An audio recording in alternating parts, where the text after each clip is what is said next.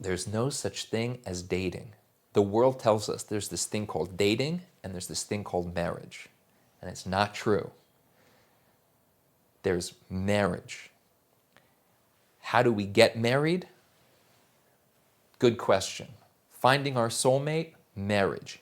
Dating is this creation that's got so many issues with it.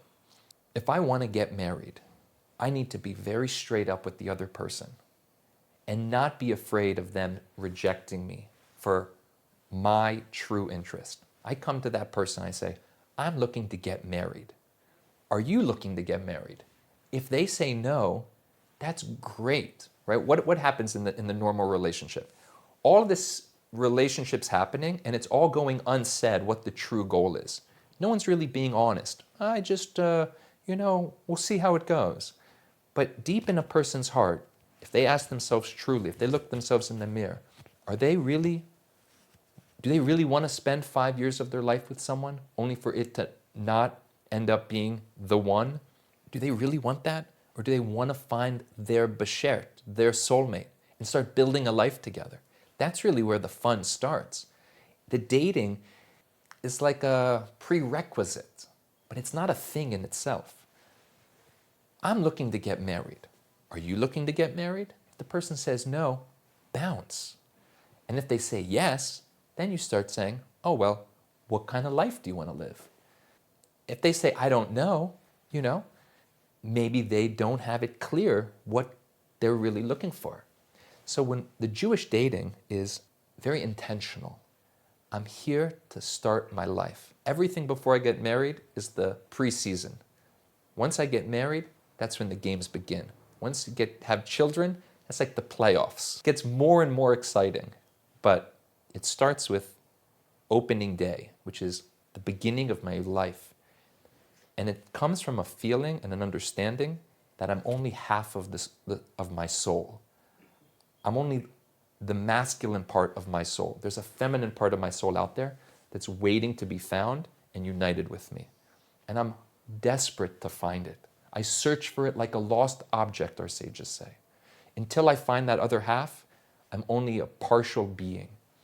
I need that other half to be my true self. If people dated like this, it would be a totally different. We see the marriage statistics of the secular world. It's very, very scary that 60% of the people who love each other and go to the wedding canopy all excited, get divorced in the first 7 years. No one wants that. Well, it's because we're pretending. Think of it like this. If you pretend to be married while you're dating, you'll pretend to date while you're married. If you act like you're married when you're dating, then you'll act like you're dating when you're married.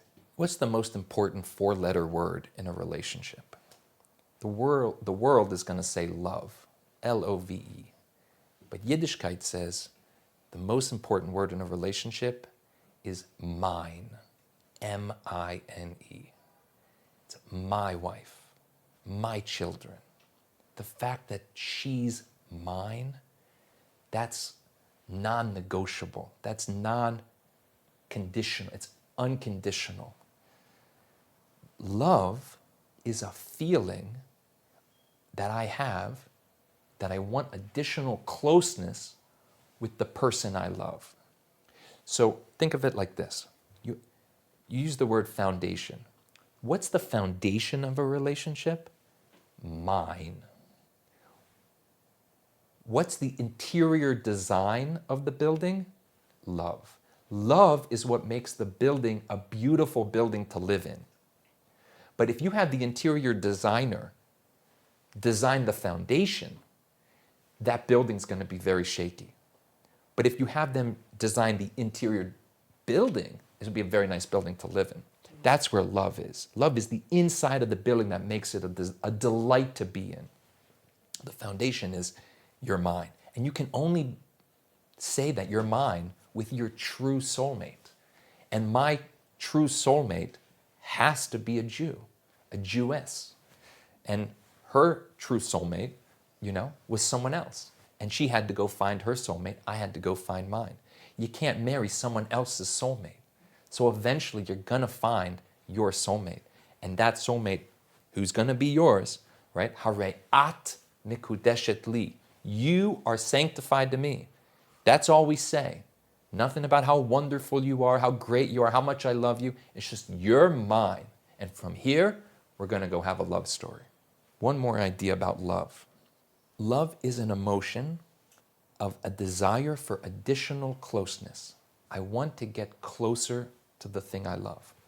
Judaism explores love very deeply, Hasidic philosophy especially, because we have a lot of things that love is, we have to love God, ve'ahavta et Hashem Elokecha, in all these different ways, b'chol levavcha, b'chol nafshecha, b'chol me'odecha. So we study love very deeply. What is it? Desire for additional closeness. This tells us a few very important things about love, which is unlike the secular conception or the modern conception of what love is, that it's a need to constantly be together.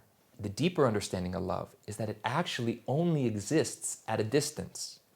It's a desire to get closer. And I only feel the desire to get closer when I feel the distance.